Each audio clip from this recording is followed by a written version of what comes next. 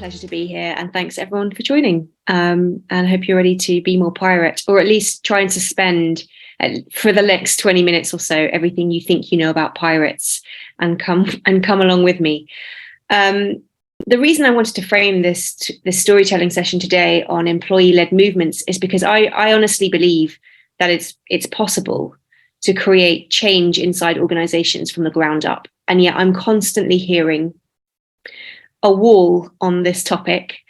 It's sort of common knowledge or common wisdom that if you want to create culture change or transformation inside an organization, it has to come top down. Everyone always says culture is created from the top. But I have seen enough evidence now to know that I think you can create a groundswell. I think you can create a movement. And I think when you do that, it's often infinitely more powerful.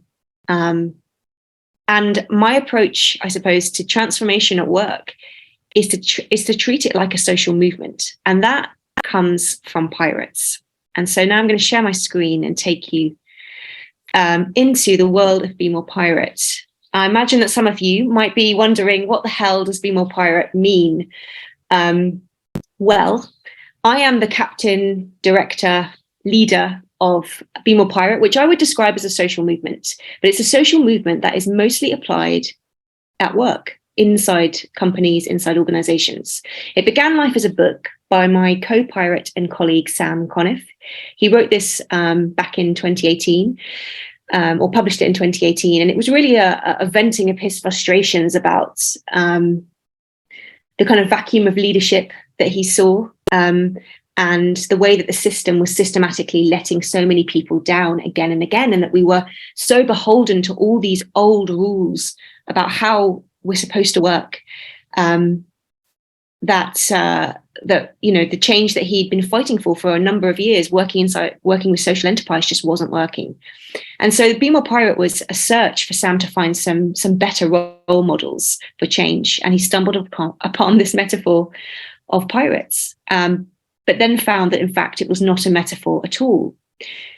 Because to be clear, the book is a book about real pirates. It's not a kind of business metaphor like disruption.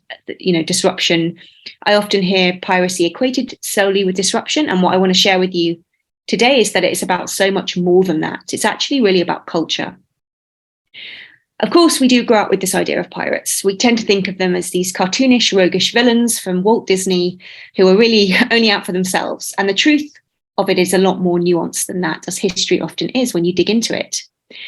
The truth is that I would argue the golden age of piracy, which is a tiny sliver of history from about 1695 to 1725, was actually the biggest workplace rebellion the world has ever seen. And it probably looked a little bit more like this instead. In the late 1600s, there was a saying: those who would go to sea for pleasure would go to hell as a pastime, because being a sailor in the Royal Navy within the British Empire and in navies around the Western world was a brutal existence. 40% of sailors would die on any voyage. There was no guarantee of pay when you got back. And pretty much, you know, people were beaten on board. There was such a high death rate that they had to constantly over-recruit, which for me changes the view of why anyone would want to become a pirate. Really, being a pirate was a kind of a bid for freedom. This group of original pirates that arose during the golden age of piracy were challenging the establishment. They were standing up to, you know, an elite that was completely self-serving and really out exploiting and plundering the world of resources. And none of this was coming back into the pockets of ordinary people. And I'd argue that a lot of that is still happening today.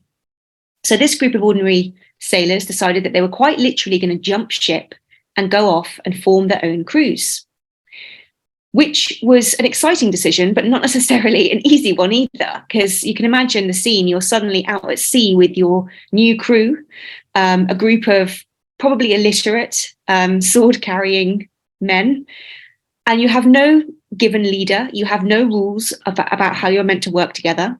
But you do have a blank slate. You have a massive opportunity to completely change things and operate in an entirely different way, in opposition to how they'd experienced things in the Navy, which is why the story is so interesting, because pirates completely rewrote the rules.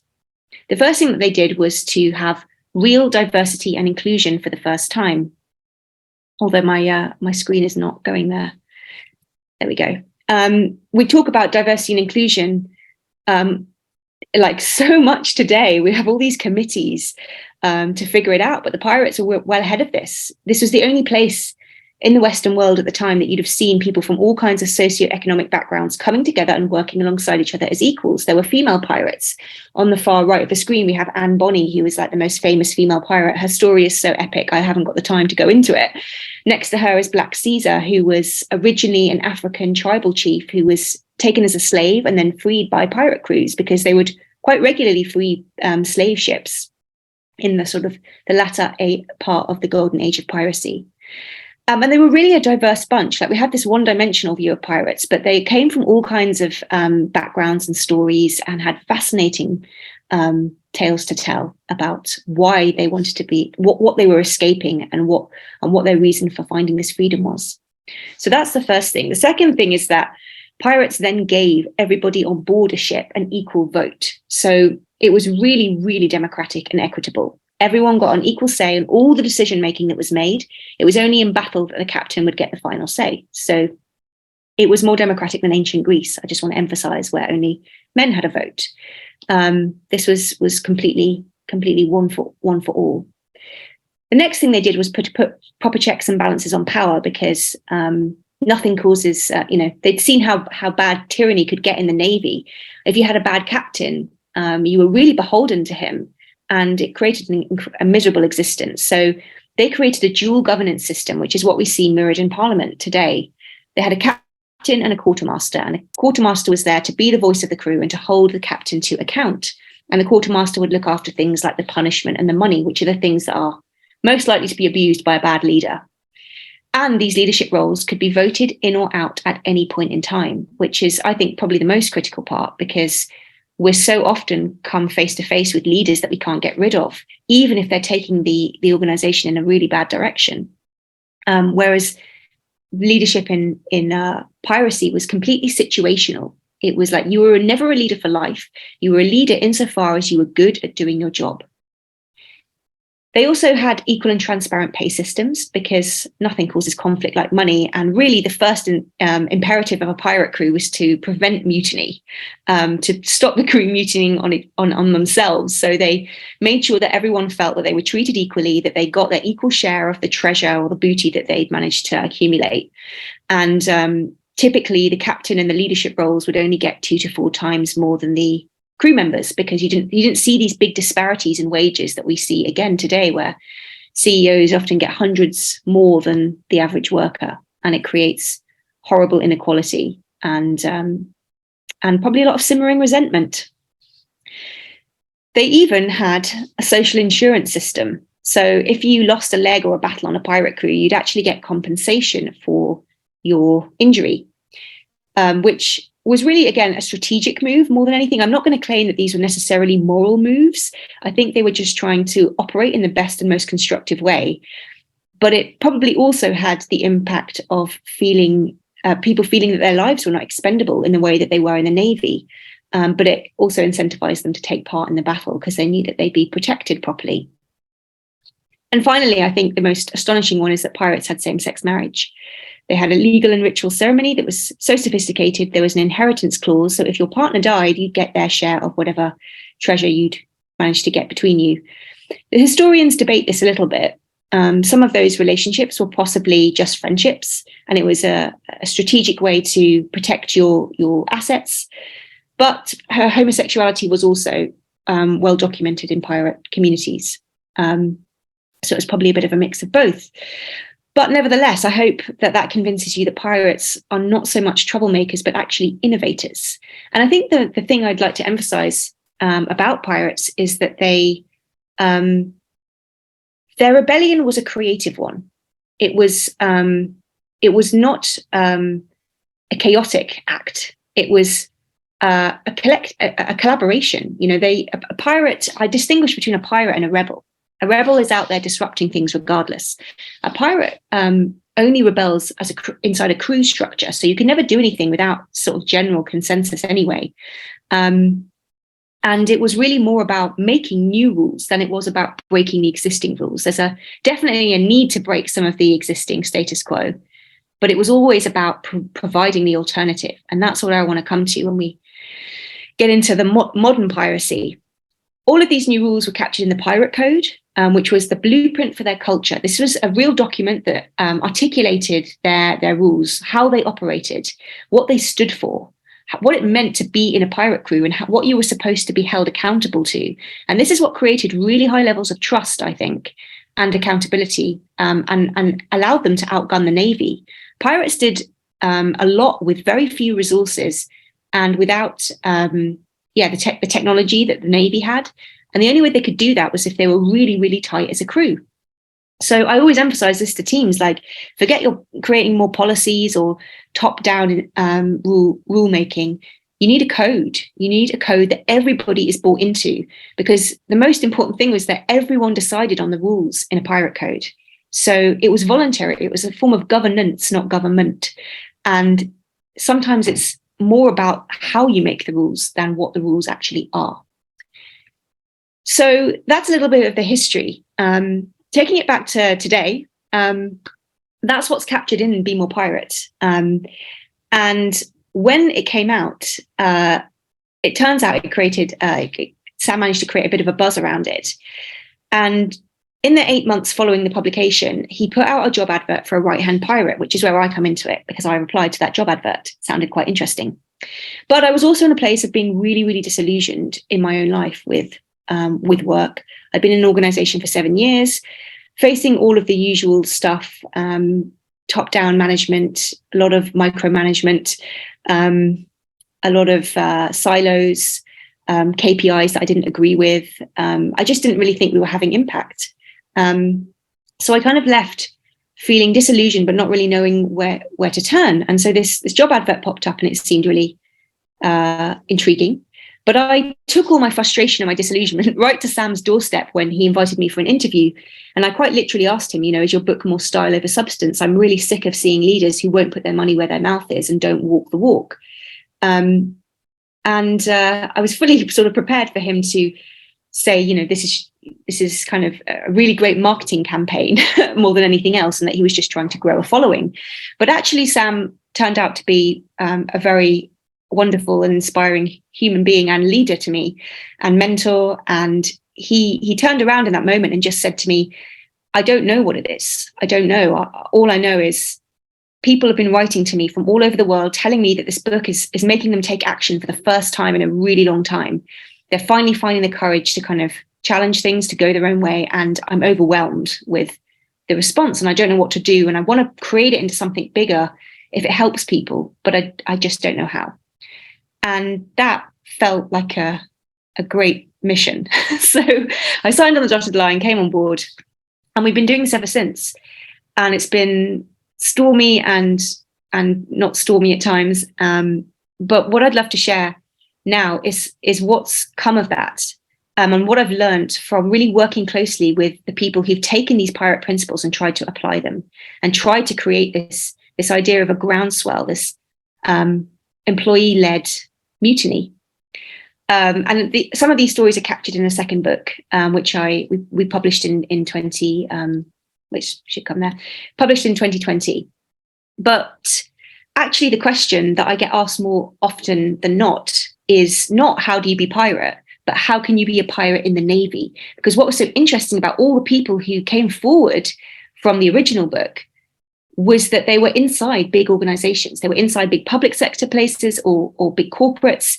And they were just like, this is where the change is really needed. This is where the change could be transformational, but it's so hard.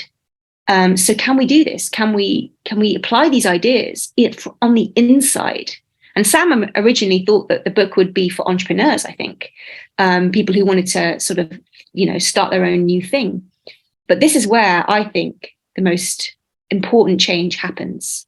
So now I'm going to share with you sort of my five practical steps to being a pirate in the Navy, and creating a sort of employee-led pirate movement. The first thing is really obvious. Never attempt anything alone. And I put this in because I'm always surprised at how many people come to me and say, yeah, I tried this. I tried to be pirate. I tried to challenge things.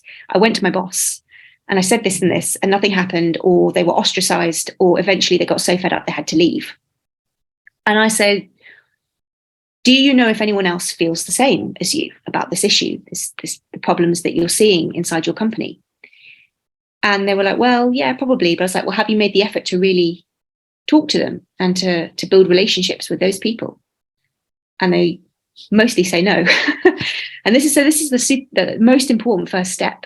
Find your allies, like really find them though, not just like kind of know who they are, like build relationships with them, talk to them one-on-one, get down the cafe down the end of the road, talk about the status quo and what you want to change, be vulnerable, build trust with each other. And this might take 3 months, 6 months, a year. It doesn't really matter, because these people are critical. They're the people who keep you sane. They're the people who are a great sounding board. They're the people who will challenge you if you're going too far. You can't do this alone. We all know that 5 to 8 people is a magic number for like small groups change the world. So in trying to form a movement, it always starts from these small clusters, I find. And this has been the case across every pirate workshop I've done, every team that I've worked with, finding those allies first. And I want to share with you one quick example on this. I've been facilitating a pirate crew inside our National Health Service in the UK. Obviously, not many of you, I don't think, are from the UK, but it's a big thing here. Our healthcare service is very precious, but it's also on the verge of collapse a lot of the time. And it's huge. And it's got the most employees, I think, in the whole country. And they really want to challenge things. There's a lot that needs to be changed and updated, but it's incredibly hard to do. It's very bureaucratic. It's very hierarchical. It's very like the Navy. So this group come together regularly to just start to talk, build those relationships, build that trust. And I think eventually we'll start to see more and more pockets of them working together to make changes. And they created a code, which I just want to share with you quickly, because I think it's a nice set of principles that any team could use if they wanted to start to form a small crew. So their code is, number 1, tell stories, share when successes and risks have paid off. I emphasize this because we are inspired to make change because of listening to each other. If you think someone else can do it, you're more likely to think you can do it. Number 2 is to use them as a sounding board, ask for help for dilemmas and decisions. Number 3 is avoid the dilution of your aspirations. Like, it's so easy in the day-to-day of work to be realistic all the time. But you've got to keep the bigger vision, the bigger ambition in mind, and having a group that shares that is really helpful. Number 4 is to disclose mistakes and failures, because on the flip side of sharing success stories, a few people came forward and said, actually, I quite like to hear the mistakes too, because I want to feel more human in all of this. Like, I mess things up and I can't always tell my immediate team. So that felt important too. And finally, get a courage refill.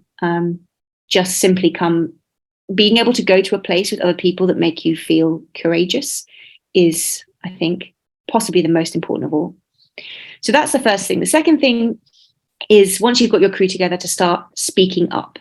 I think the biggest barrier to change is our inability to speak about the things that are really important. But it's not what you say, it's actually how you say it. This is the most important thing I've learned. When we try to speak up and challenge the status quo, most of the time we do it in the moments when we feel the most frustrated. Like, we take the opportune moment in the meeting.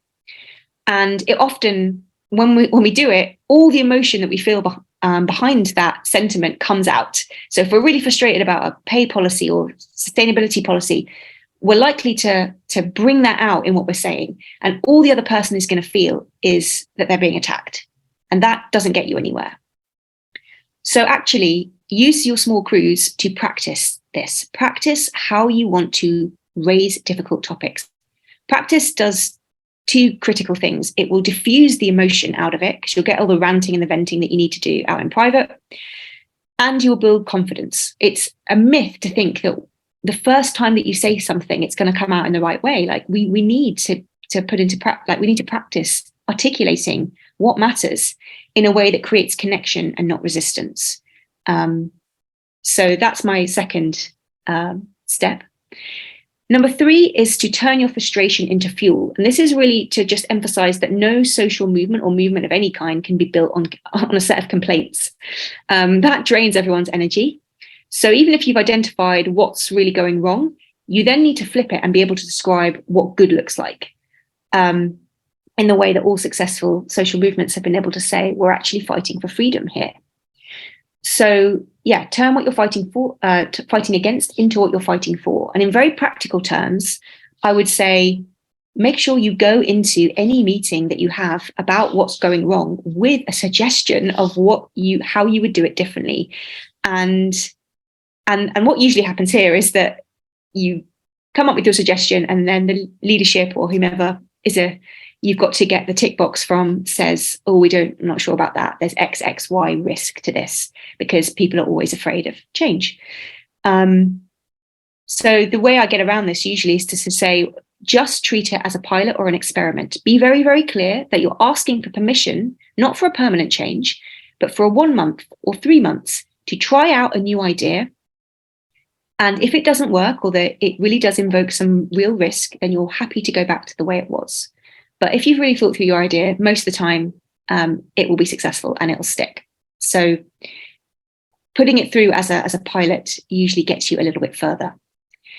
Number 4 is to fire a pistol, not a cannon, or what I would call take small, bold steps instead of shooting for the moon to begin with. That's not to say you should diminish your overall ambition, but recognize that when you're creating a movement, you have to create momentum. Like, you have to draw people to your cause. And the easiest way to do that is to show that you are somebody who gets stuff done and you can achieve something that will please a lot of people. So this might be like a really small change. And I'm going to give you an example in a minute. Something that is quite logistically easy for you to achieve in a short space of time, that can kind of show, okay, we've made a small step on the road to a better XYZ. So if your overall concern is, say, diversity, what's the easy thing that you could do that shows that you're taking action quickly? There was one crew that did this quite effectively in an organisation, a big local government organisation here in the UK, which I talk about in the book. And their overall ambition was to bring the soul back to work. So very in line with Teal. But they were like, well, what can we at least initiate that's easy? What small shred of that can we start to do? And they decided that they wanted to tackle email culture, because they felt that email was really very mishandled, very draining in the organization. So they created a set of new rules around how to handle emails, which is these 4 bullet points here, basically bringing a bit more humanity back to communication. But the key thing about this was that they put this as their email signature. So when you sent an email, you saw this. So you're always reinforcing the message, and bringing people on board and reminding them of what the change should be.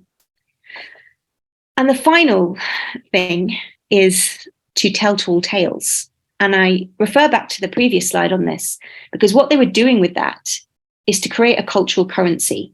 They were creating a clear message and reinforcing it over and over. And pirates are really PR masters of their fate. They were phenomenal storytellers. And it was storytelling that often, the storytelling element that often enabled them to not get into battle.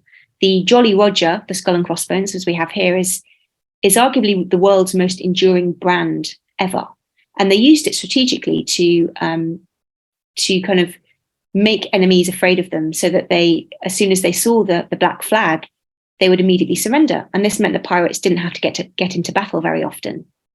So they were very, very good at using their reputation and their storytelling. And I think this is just a really, really underutilized thing in terms of how we think about change within organizations. It's something that every social movement knows that they have to have. You have to have a strong hook. You have to create some kind of currency or some kind of symbolism around the change that you're trying to make. And what I often see when we do Be More Pirate is that people just make sure that the kind of the small changes, the small bold actions that they're making have a kind of catchy phrase or a catchy title that just helps it stick. And then people start to associate it with that more easily. You know, so a lot of people use Be More Pirate as a way to kind of create the movement. But I feel like it's underestimated, because I think that in a lot of teams, smart people will default to information first rather than defaulting to emotion. And it's emotion that makes us create change. We have to feel something first. So always thinking about the story that you're telling, even if it's a story of failure, this is what will draw people to the cause. And I will leave it there. I think I've probably gone over time, possibly not. So that's my 5 steps to creating an employee movement. Let's move into having a conversation. I couldn't see the chat, so I'd love to see if anyone had any thoughts or comments or questions.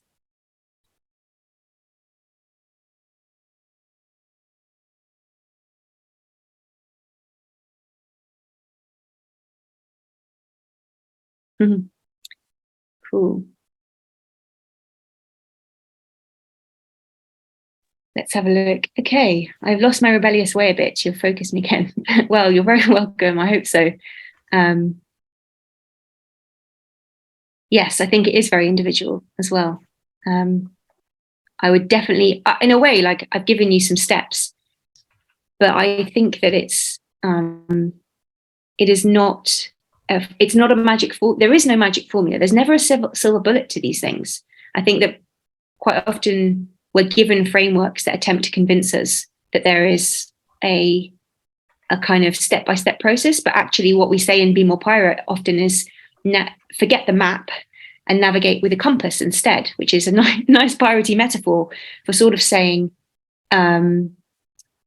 you use sort of your internal navigation system a bit more. So in a complex and uncertain landscape, which is arguably what the world and the world of work feels like right now, it's much like, rather than relying upon, the 5-year strategy that's been built by your company, or relying even on like a set of preordained milestones that you have to hit, navigating a little bit more by knowing your strengths and your weaknesses, and tapping more into your motivations and your desires, and kind of ebbing away from the things that drain you, and what that looks and feels like as a way of navigating through a difficult period of time.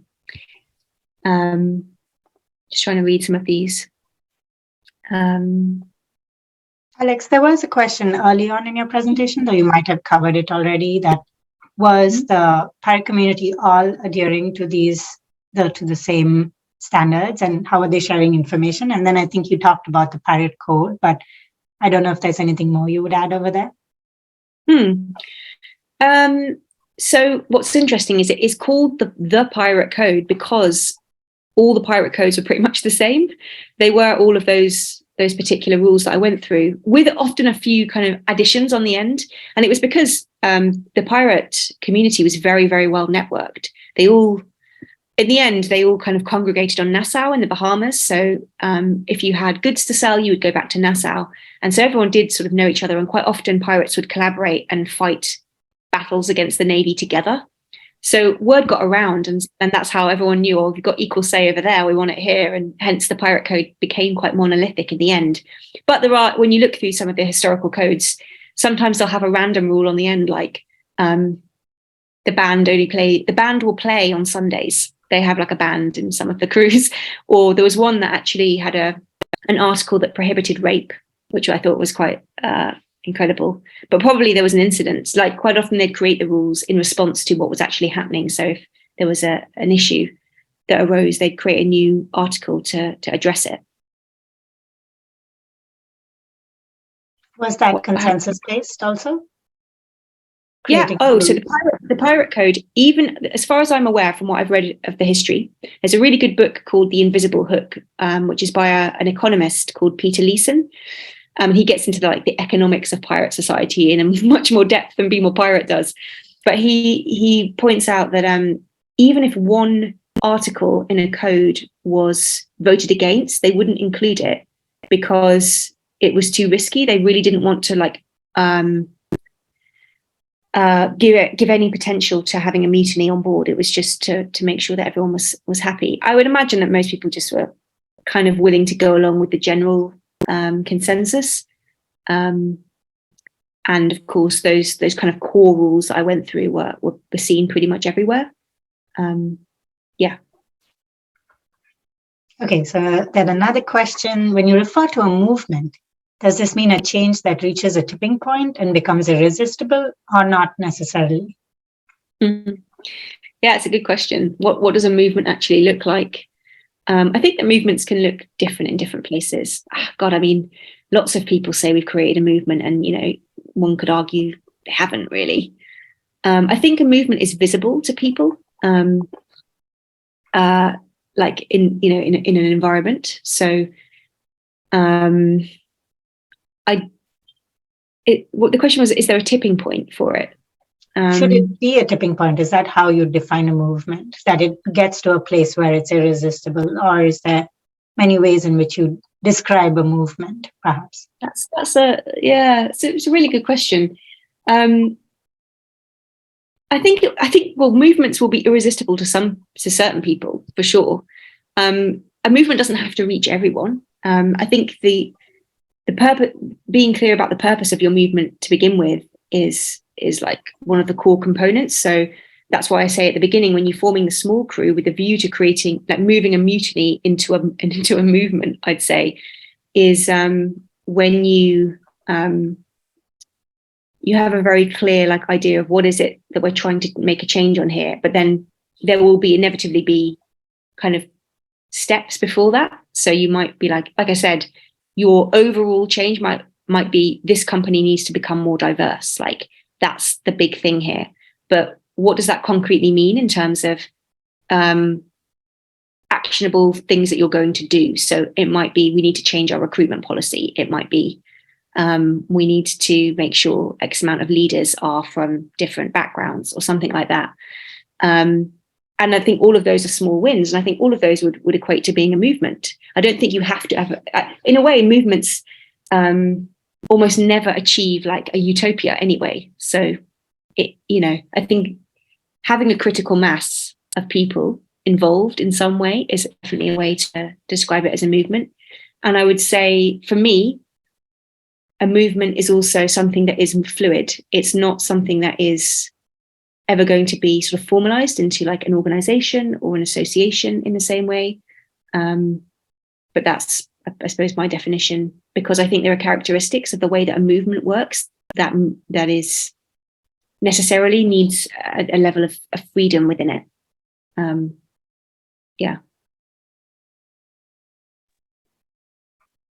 There's a question on, are there environments where this approach would be more difficult, or is there no limits to where you could use this approach?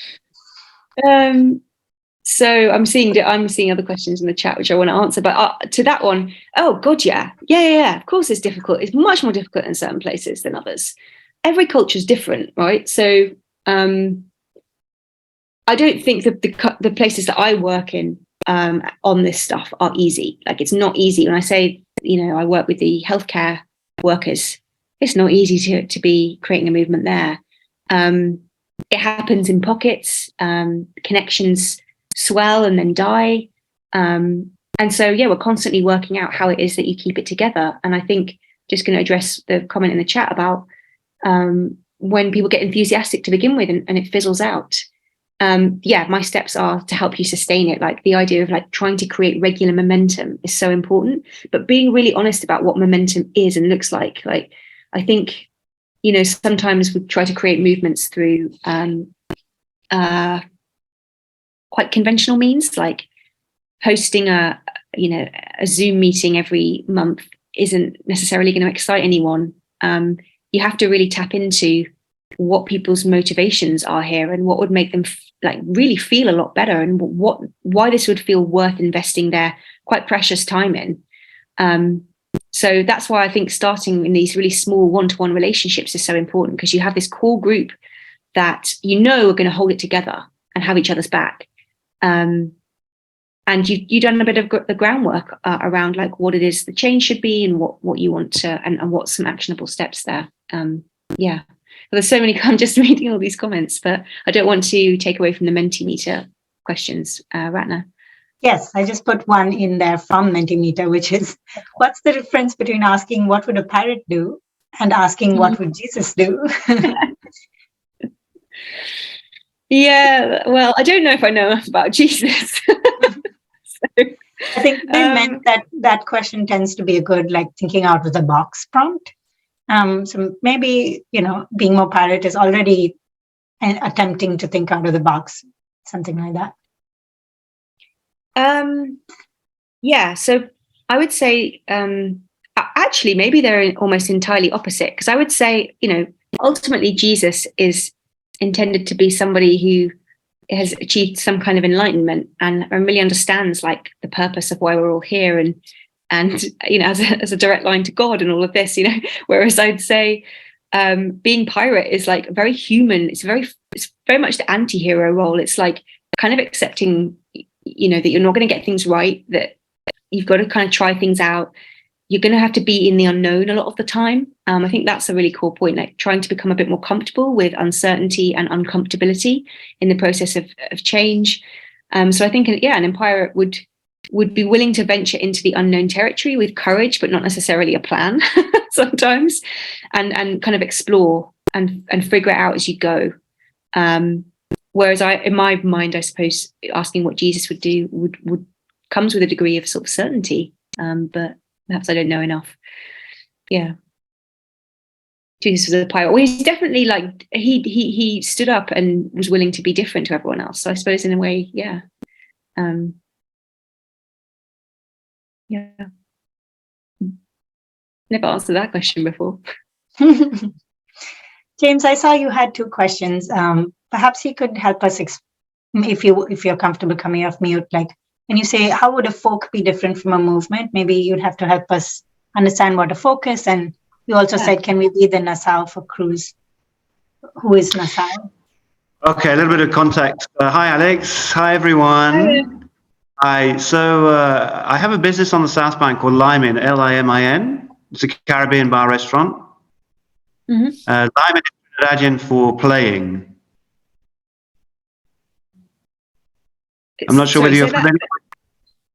Are you familiar with the social practice in Trinidad of liming, to lime? No. Okay. Well, to lime is actually how Trinidadians express their freedom, their cultural identity. And Trinidad is a culture based in play, in direct opposition to Western culture, which is based in work. So Trinidadians look out for fun. They look out to play. They go out every day looking for opportunities to lime, L-I-M-E. The verb is to lime. So we've named our business Limin, Limin. Ooh.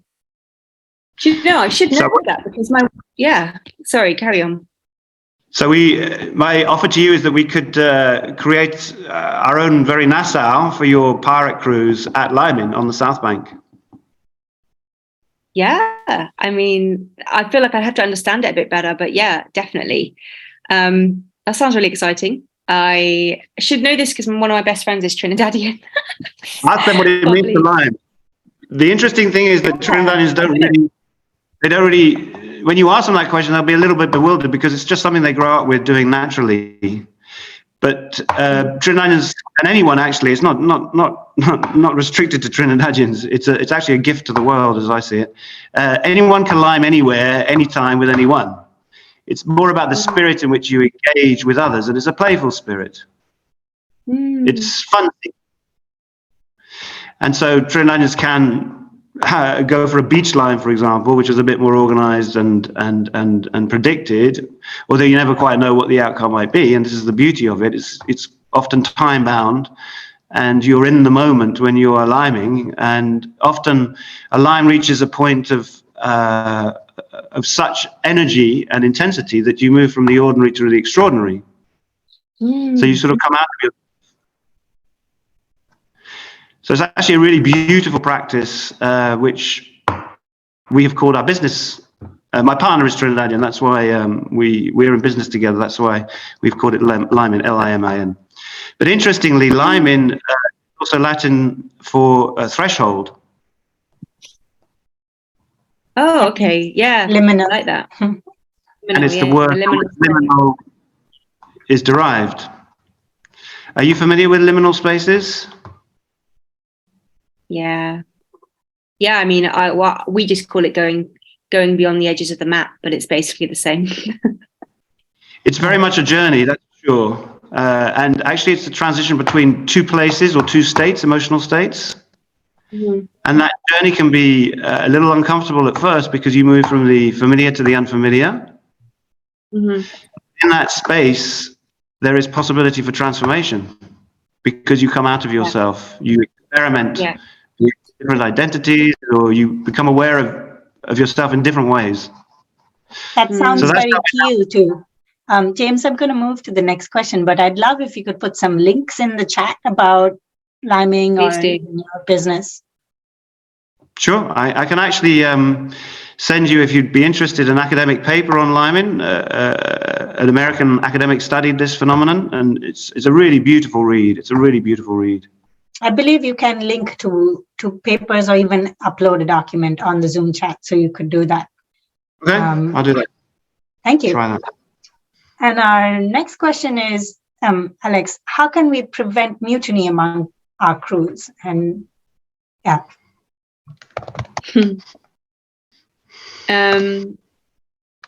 Yeah. How can you prevent mutiny? Well, I don't think it's anything super complicated. Making sure you're taking the crew's views into account. Like, I think the heart of Be More Pirate is this equitable decision making and kind of more consensus based way of working, and situational leadership where you allow people. I mean, I think what I love about pirates is that they're kind of honored the collective and the individual at once. Like, no one was expected to kind of submit all of their individuality or their power to the group, but you know, there was those opportunities to realize your own skills and be the leader if you were good, but then you were never allowed to dominate. So I think just things like really listening to your teams, and being a bit more human about work. Like, this probably comes through in all of the teal discussions.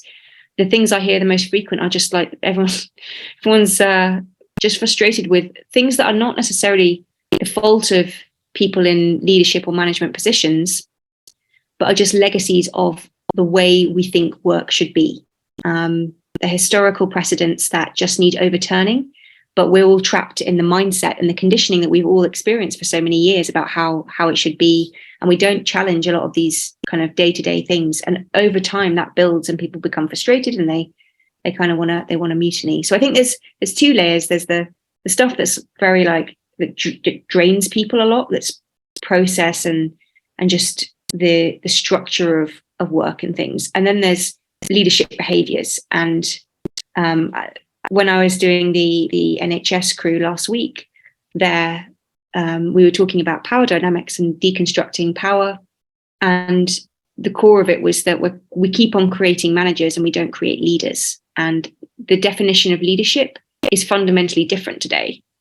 But there's not that much training or systematic training, good training, I think, in organizations. I mean, I feel like this group here is probably quite, is a unique group of people who around the world who understand teal and understand lots of the new ways of working. But generally speaking, when I'm going into organizations, it's still very, very command and control, very kind of, leadership is a status, still very hierarchical. And people really suffer under that. So, I think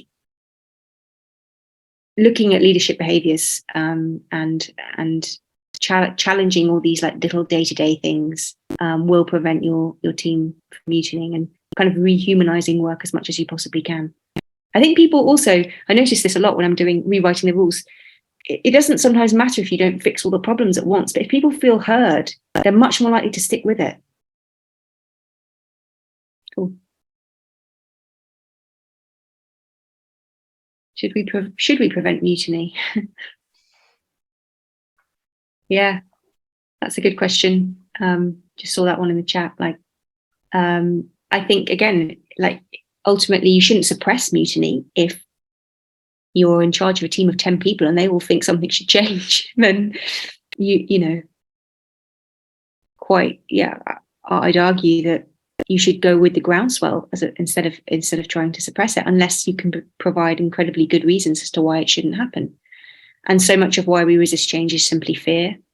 And I think the practice of being pirate and doing these small, bold actions as well, that's something I'd emphasize, that when you're creating the small actions within your movement or your mutiny, even if they don't achieve anything in the short term, actually it changes you, because you become less risk averse. You realize that actually if you try and do a few small things, like nothing like crazy is going to happen, and it emboldens people. And that is something that I noticed this with being involved in social movements. Even if you tried something last year and it didn't work, that person goes on to do something incredible 2 years down the line and lead something. And it's so the purpose is more important than who is on the bridge. Just going to scan and see if there's any other questions in the chat. There are no more in Mentimeter. So, Alex, I know you also said sometimes you ask questions of the audience, and we have 5 minutes more. So the floor is yours in terms of how you want to guide it. Yeah, I'd love to ask questions of the audience. If the core question I usually ask is, what rules do you think need breaking? The follow-up to that is, what's getting in your way? So what is actually stopping you from breaking the rules? And that's usually a combination of a couple of things. And then the third question is, what would your new rules be? If you were able to remove the barriers, what would you create instead? So if anyone has any thoughts or comments on anything they're working on, I'd really be interested. Or answers to those.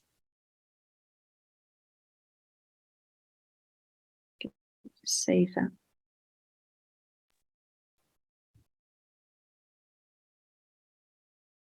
Something I've been thinking about is there is this rule about some information is privy or relevant or safer only for a few people to have, and it's so often kept secret. And that could be formal or informal kind of rule, but often it's a very social rule that the first reaction to difficult information or potentially controversial information is like, like keep it quiet.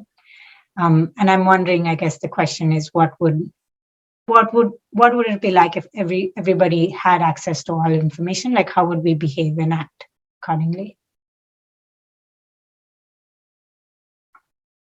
But we do have a lot of access to information. Yes, I guess within organizations or within groups of places, there's a hierarchy on who can or can't access certain information. Yeah, I don't think that's the thing. If I'm honest, I think access to information is not the problem. The problem is fear. If anything, that's the barrier that keeps us all from doing this. So everything that you can do to start to build that, I genuinely think that change in the world in general, and inside organizations as a conduit for bigger transformation, comes down to courage and imagination. So the more you can cultivate those two things in different ways, the stronger you're going to be, and the stronger you can make a team. So what happens is that inside our companies, very little practices or training directs us towards those two things. We're not given opportunities or ideas to put courage and imagination into practice and think of them as a muscle to exercise regularly. And when I really mean imagination, because imagination is something that's hard to access. I think it's hard to access when you're bogged down by day-to-day stuff. You need free movement, and you need to be in different spaces and places and stimulated often to get your imagination going. And that doesn't happen as regularly as it could do. And obviously I'm generalizing here. I know that probably people here work in quite progressive spaces in some ways, but yeah, like I think the biggest thing that came from me working with Sam to begin with was that he allowed me to do so much more than I'd ever been given permission to do inside a company, because they're so risk averse to, you might damage the company reputation, or you might, I don't know, make a mistake. Sam didn't mind me making mistakes on his behalf. And that was astonishing because I'd never experienced that kind of leadership before. He didn't care if I got it wrong. But what he did in doing that was so much bigger because I believed in myself so much more. He invested almost silently in my potential. And that has actually paid off, I think. So I hope he feels it's paid off, because I was able to go so much further with this movement and be more pirate than I would have done had he kept me small. So that was super important.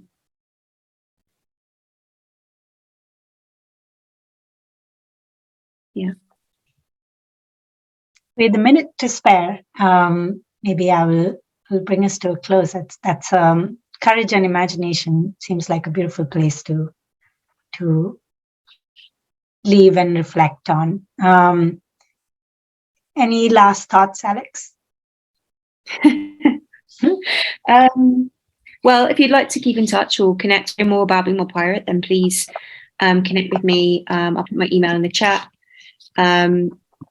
We're on social media, and by all means, buy the book. I should plug my book. I never plug my book. If you buy it from our website, you'll get it all wrapped and sealed with a wax stamp, pirate style. But also I have a meetup group, which you can access via the website, which if you ever want to come to an informal pirate meetup, I host them usually about once a month, just online. People drop in, we talk about all of the stuff I've just said about how to create change. And you just meet some random pirate fans. And yeah, in future there'll be other things. And I run workshops on Be More Pirate. So that's my final plug. But thank you all for joining tonight. Thank you.